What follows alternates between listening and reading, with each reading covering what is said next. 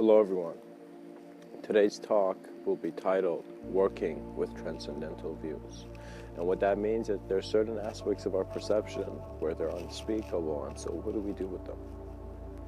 You see, the intelligence of man is one where as an individual, when he looks at the world, he is moving towards integration. As an individual, all that your inspiration is coming from is from your collective. So what that means is all the separate fingers are held by the palm, which in a sense is holding all conception.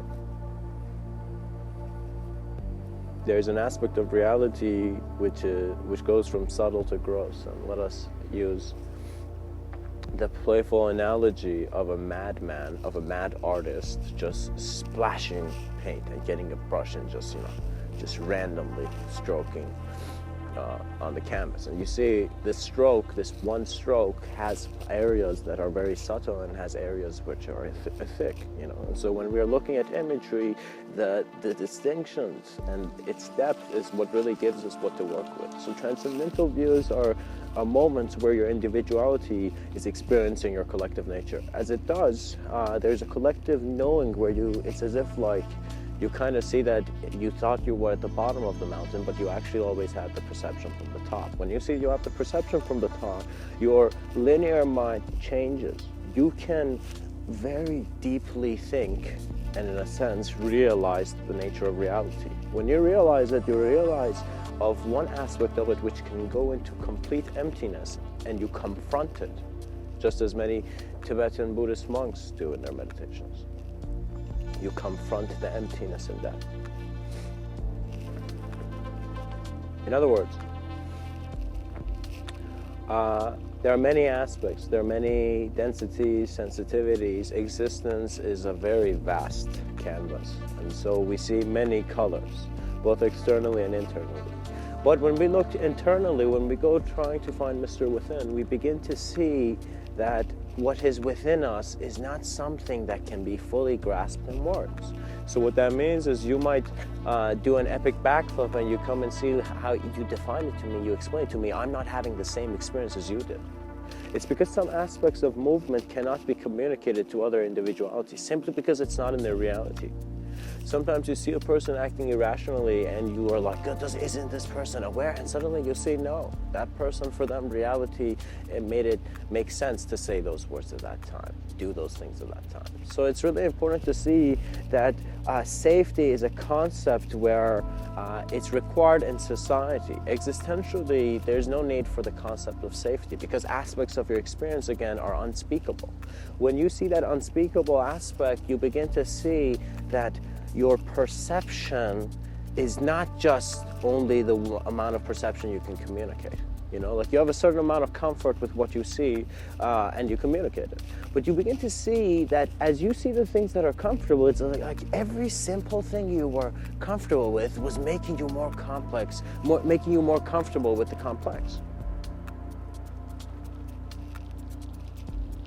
Consciousness is not in an illusion. It is just that when an individualization, when an individual form is considered within one's existential view, that is the immediate reality where movement is being consciously viewed by that aspect, So what that means is if I just put one finger in, for example, a pond, I begin to see that all these ripples are made by one finger, and this one finger is just one reality. I got, for example, 4 other fingers, that are, in a sense, have many different ways they can experience the water and giving you new ripples based on their design. Life is something that you must begin to see and work with as a flow, because in that flow, you're also working with many aspects of your self change. So you have either a choice to consider yourself as a person who's not changing much, or you can have a way of perceiving where you're seeing infinite change. When you're seeing infinite change, what that really means is that your ability to confronting the life that is there has increased to a point where you're aware of everything. Because infinity is not a concept to just look up in the dictionary. Infinity is an experiential thing. It's a very direct experiential thing. And so you need to be mindful of sometimes the intensity you're perceiving things, sometimes the quality of your perception. How am I perceiving reality? Is this complete? Could I have been confused? Where is this I coming from? How is this I, which I consider to be the madness of ego, irrelevant to my eyes? What is emptiness in a world filled with forms? So, you know, once you confront these, and be comfortable confronting these guys, because you are not just a human being with limitations that's just stuck. You are an evolving human being. Do you know? There's aspects of you evolving and having more ability to be self-aware. So what that means is, for example, we saw as the ape evolved, man got self-awareness. So it's as if one form became aware. Now, again, the next leap of evolution, it's as if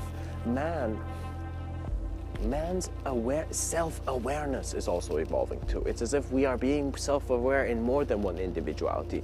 We have our evolutionary scheme totally wrong. That is not a cosmic one. The cosmic evolutionary scheme is that the individuals in the plane get such an understanding, which in a sense is the complete understanding of the plane, and then the plane transcends as well. It dissolves.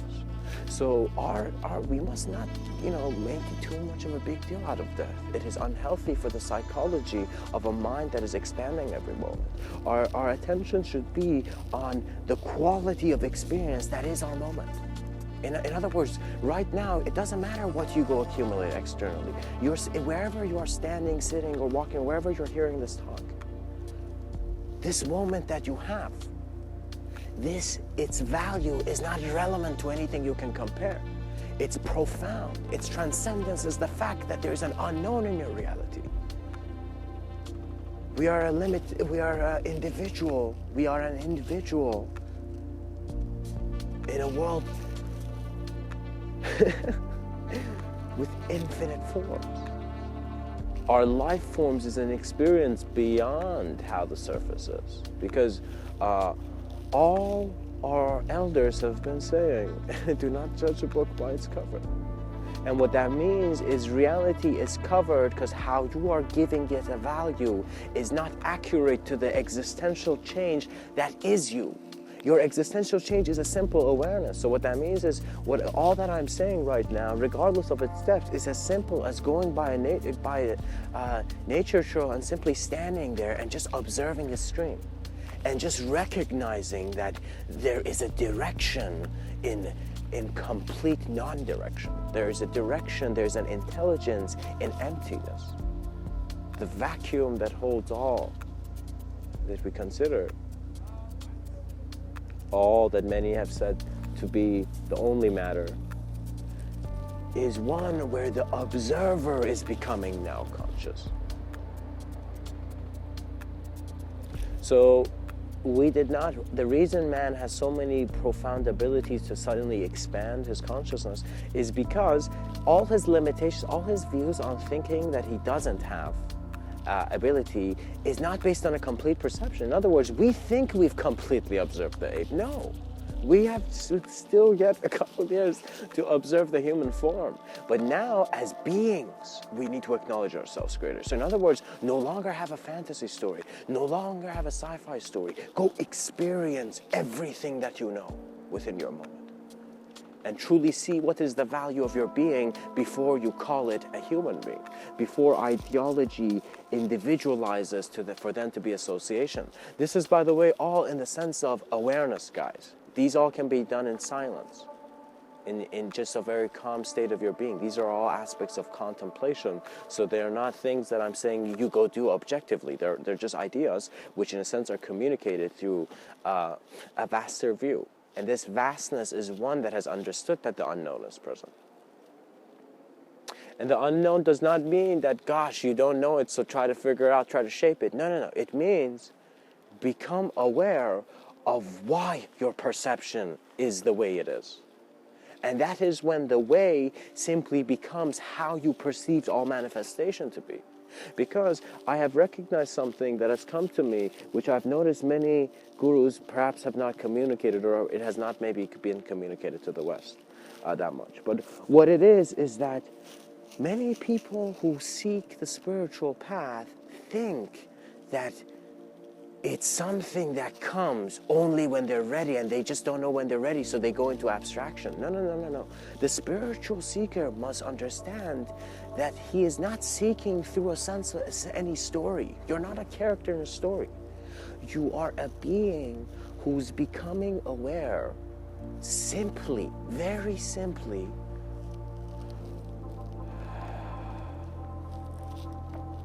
of the advancement that is existence.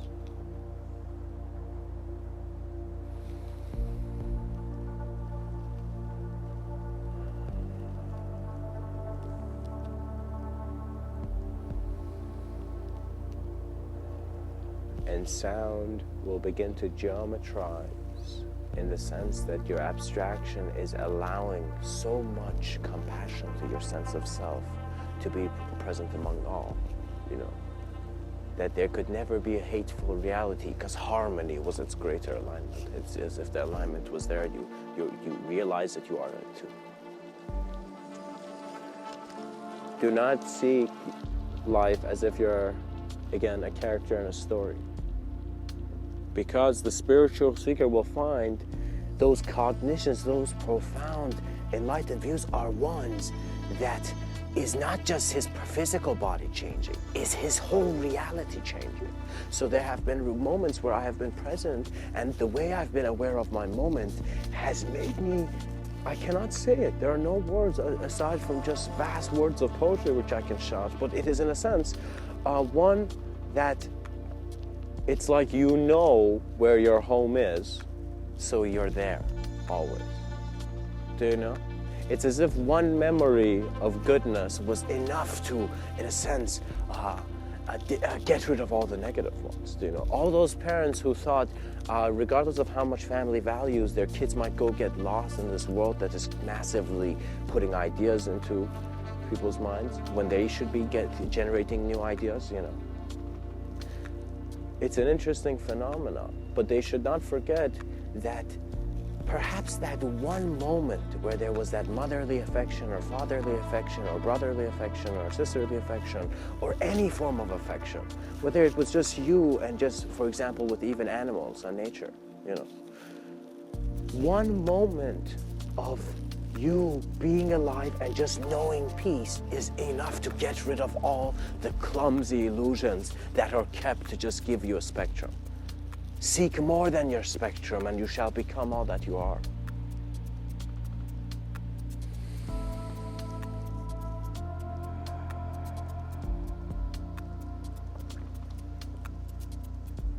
You will see that in one step you will be an individual who is lost and seeking reunion.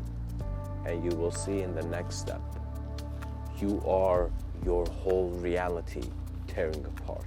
And you will see the next step. You are the emptiness that is existentially always free, present.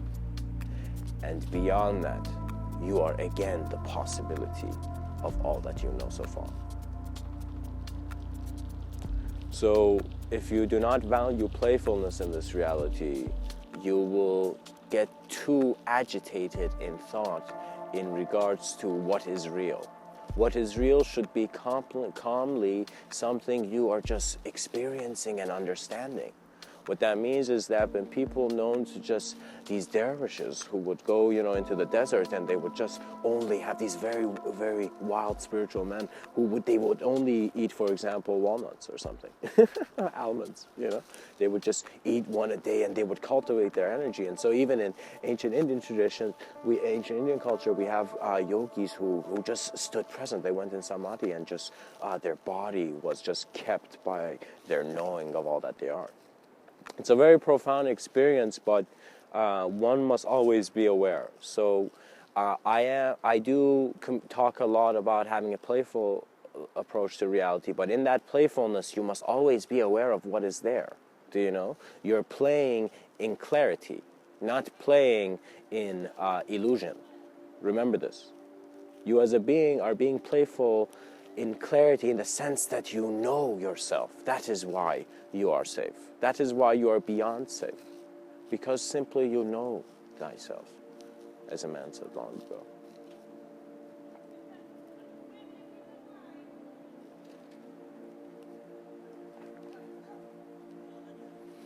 you will see that a transcendental view will come, and in a sense, the simple things in your reality which you've had a normal value will suddenly get a deep value, you know. I hope that my talks even provide a depth that is useful for others. Because if we do not take existential responsibility for all that exists, we are choosing to fade in an individual view. Those transcendental views are communications that, by allowing yourself all of reality to, in a sense, come in front of your eyes, and for you to see a transparency that was always what was giving life to thought. Man is a greatness beyond all that he can ever know. But what he can know is basking in that light of greatness. And the yogis and the rishis and the seers of thought understood this. Whatever experience you get, whether it's a profound imagery that comes through a dream, comes through whatever, respect your day. At the moment you wake up, your whole body, your whole mind, your whole thought, your whole environment, respect it in the sense that you are, in a sense, giving all your, how do I say it? Just very compassionately taking care of things, not based on their imagery, but based on the flow of just how you intuitively naturally feel. So I guess in a sense, if I could simplify what I just said, it's like waking up and you are doing everything and being aware of its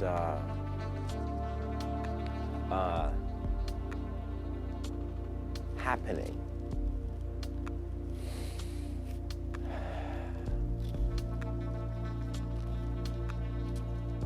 As you observe thought, you realize an existential ability that you are beyond thought. And so as consciousness, you provide yourself more existential allowance in that you see that at first you thought suffering was bad. Then you saw, once you can internally confront suffering, it was a source of abstraction. We must realize that creativity is its own flow. Man thinking he's lost, when he's not allowing his awareness to integrate with his environment, it is a elusive reality. Movements begin with the certainty of your legs. And the greatest movements have begun simply and literally from that. Because if Martin Luther King couldn't move his legs, he literally couldn't have gone and given that speech.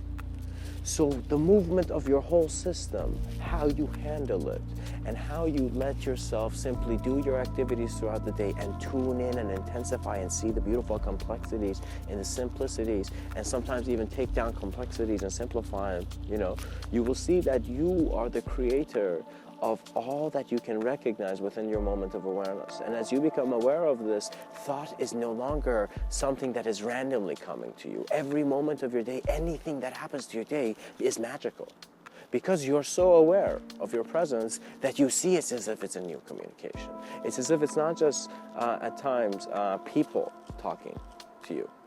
Sometimes it's certain moments. It's as if I walk into a certain, for example, when I was young, I walked into a certain cathedral and bam, just my mind was like, it was a totally different environment. And you see, it was something that just in my allowance to explore my reality compassionately, ability was restored in the sense that it was recognized, it was never lost. So the transcendental view is a fluctuation in your normal imagery throughout your day to show you that it is up to you to choose how much you can, in a sense, go into the rabbit hole, follow that rabbit into the rabbit hole. In a sense, how much are you willing to very compassionately and in a very observant way, as if you had the longest beard that was every beard that every wise man could dream of, in the sense that you had a maturity in your existential understanding that recognized it's non-existence. That is a profound moment.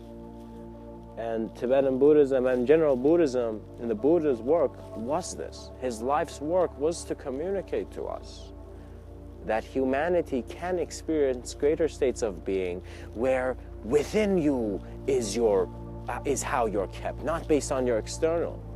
So survival of the fittest is just an idea of a guy who had an external understanding of reality. But understanding internal cultivation, the fact that the oneness that many people speak of is not fluffy, but it's actually the absolute reality. It's that moment where you turn off the TV, turn off the phone, turn off all those ideas that are, in a sense, telling you there's other more important things to do, and you even get rid of the concept of time and space, and you realize you have come into the cave, which is the silence of your being, and you acknowledge the reality. You become transparent in a way where transcendental views were your actual presence in that experience. That memory was the information of the actual world that existed. And so your mind is never, in a sense, creating realities that it's leaving behind. It is tuning into the possibility that it is in the many lights that are creating it. And these many lights are, in a sense, an infinite understanding that transcendence is knowing yourself beyond any idea of self. And that emptiness is the Rishi's breath as he opens his eyes after having written many words sprouting from nothing.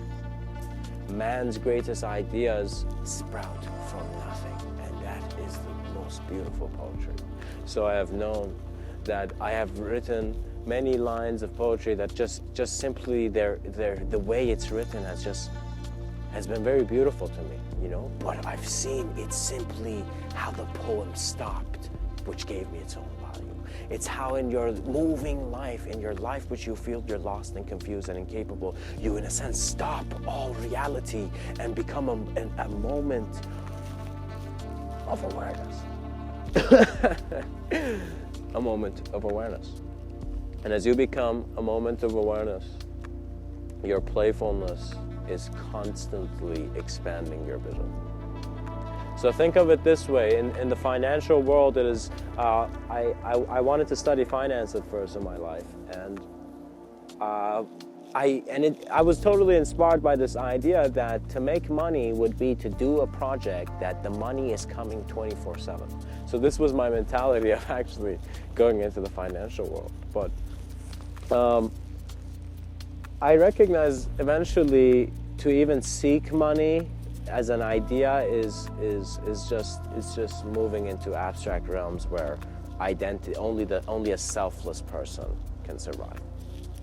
However, the reason I'm communicating that is because it's a method that's working while you can even go on the day and work another job, for example. So similarly, in regards to how reality projects itself, when we look at what is here, an aspect of us is continuing already. So I have recognized moments where I have been careless, still there has been an intelligence that's been paying attention. And that intelligence is simply how there are many processes occurring. So what that means is, as a being gets a greater understanding, right now the human being is at this physical, let's say, platform, this physical station, which we're calling, many people are saying, the human body, but it's not the human body, it's all the imagery that is relevant to that which can be individual. However, to continue,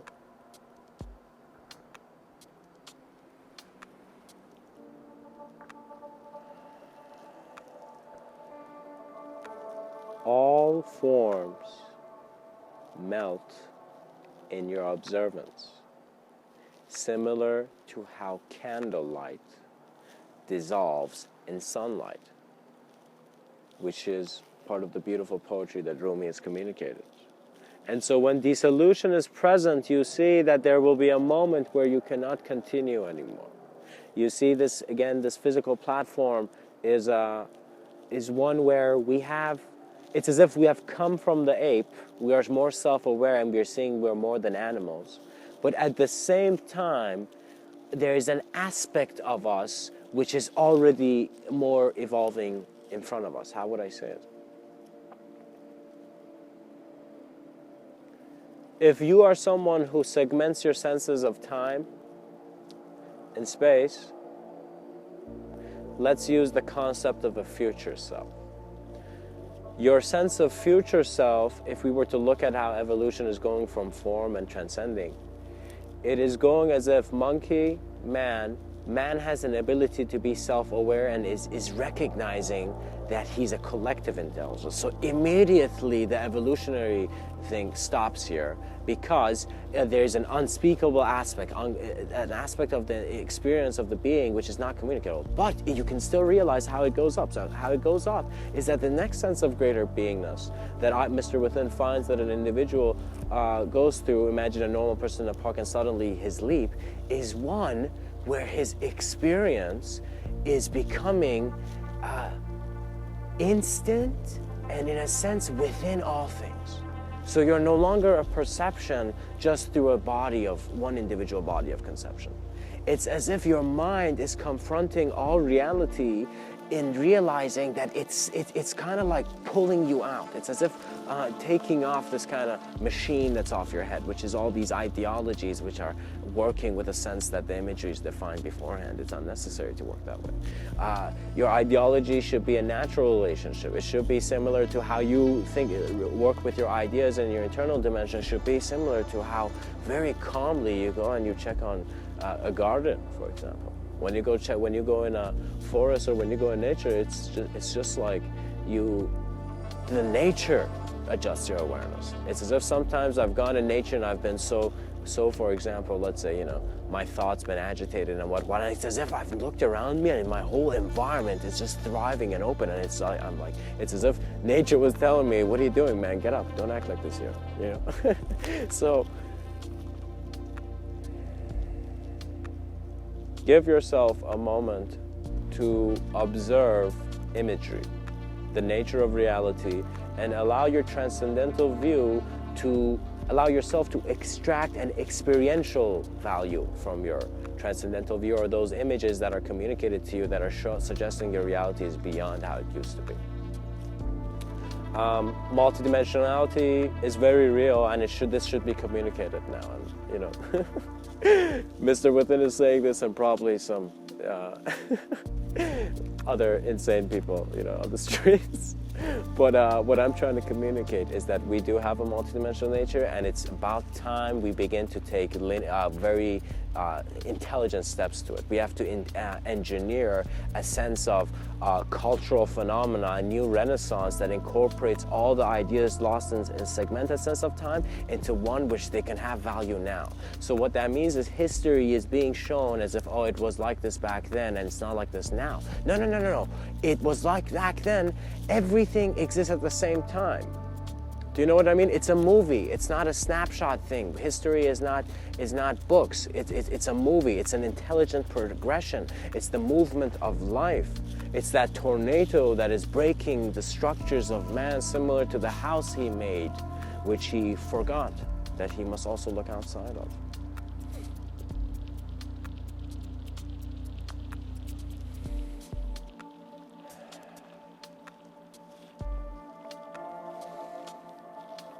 I hope these ideas have been communicated properly, and I hope that you understand that regardless, the receiver is the essential point here. How you are receiving life, how you are perceiving life, it is not a soft thing. Don't think you need a soft answer. Don't think you could be, for example, living a life in one way and trying to want another life. You must realize how you're living in those same actions. So if a Zen master was to somehow walk into Hollywood and begin communicating with all those people, they would clear up that space in the sense that saying, let yourself be. And the actors would immediately understand. I think actors would become the greatest meditators because they are aware of how they have played certain personalities in reality. They are aware of what personality is. They are aware of how they can become another person in a movie, And perhaps, I've heard a certain actor, I think his name, Johnny Depp, is, he doesn't watch his movies, I've heard. And that's I totally understand that, because he's in a state where he is saying, I am embracing such new ideas, that the old ideas are irrelevant. Those senses of self are not me. I do not see them. You know, it's as if it's not real for Johnny Depp to see himself be another character, because he knows himself well, perhaps, you know, as a being. But regardless, if these Zen monks were somehow to go in Hollywood, you know, and they would in a sense bring forth an understanding that your moment of being is significant beyond your ideology. And so all these people getting distracted in the confusions of other people is unnecessary, you know. Like YouTube videos, YouTube was a natural phenomenon, but gosh, it's like, it's, you know, we need to have more realer conditions, realer imagery, you know. If it was me, I would say, I would ask Mr. Within would kindly ask every person to just upload a nature video. Let's just upload so many nature videos that YouTube's like, gosh, oh man. And if everybody eventually sees that, oh my God, there's so many nature videos, let's just go in nature. Such a ridiculous plan. But anyways, it is very essential to be aware, guys. This is self-awareness. It's a beautiful thing. It's your experience. You do not need a teacher, guru, or an advisor, or an external guidance, even in your abstract senses in regards to, you know, forms of guidance, regardless of however it comes to you, you know, whether they're guides or other beings. You know. Regardless, you must always know that all that externality is communicating to you, all that these senses of other are communicating to you, is a greater understanding of self. So regardless of what you did to that person who was suffering, it's as if the purpose of that person suffering in front of you showed you that, gosh, suffering is wrong. Do you know? Because a person who's suffering is perhaps suffering to a condition where he's not even self-aware. It's as if life is not taking care of itself. Do you know? And a person who is healthy, who sees an unhealthy person, it's as if a part of me just immediately wants to invest all the finances of the world into just adjusting, just getting rid of hunger. Do you know? World hunger. It's crazy. I think many people have this feeling and they're like, gosh, you know, they come back to a reality where their steps seem small. But your steps are never small, guys. Even talking about these ideas is having great effects. Because regardless of if these ideas are valued now or not, in some period of time, some guy's gonna come up and he's gonna look back and he's gonna, wait a minute, there's a good idea there. Sometimes you might see that your communications might seem like you're not contributing, but in your authentic living, you are being provided as imagery for other human beings to learn from. So I noticed the greatest contribution, the greatest way I can, in a sense, contribute and help others was to immediately understand that the nature of being that can really make this world a good one and that is very efficient is one of compassion. So immediately I just took myself as the most compassionate person. I was like, if I hanged out with the Dalai Lama, what kind of, you know, what kind of person would I be? So when I did that, I noticed that my honesty got rid of my illusions very quickly. The minute you become authentic and honest, your illusions fade. They cannot remain because self-awareness is obtained. Self-awareness is that moment where you are confronting your fear and you're like, gosh, now that I see both sides, I have a greater ability. It's like that person who suffered, regardless, after he survived, he just knew that he had climbed a mountain, a great mountain of experience. And he has scars to show. You know. But regardless, everything must be taken playfully, and human beings must realize that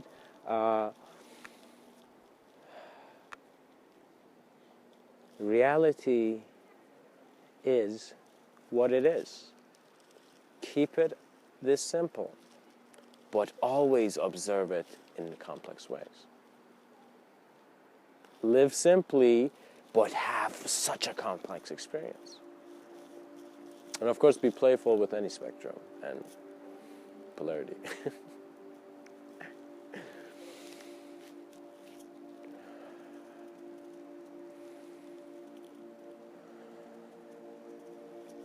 I feel like I would like to end this talk with a mantra. And perhaps in a moment of stillness, find yourself among that silence that's about to begin.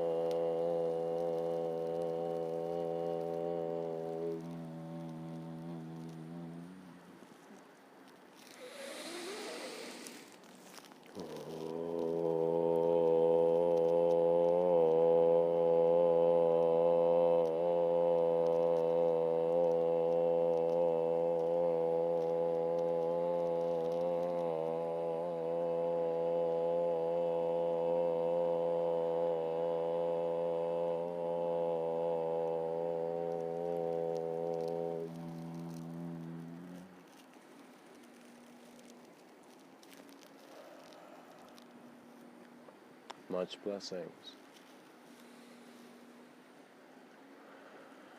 And namaste.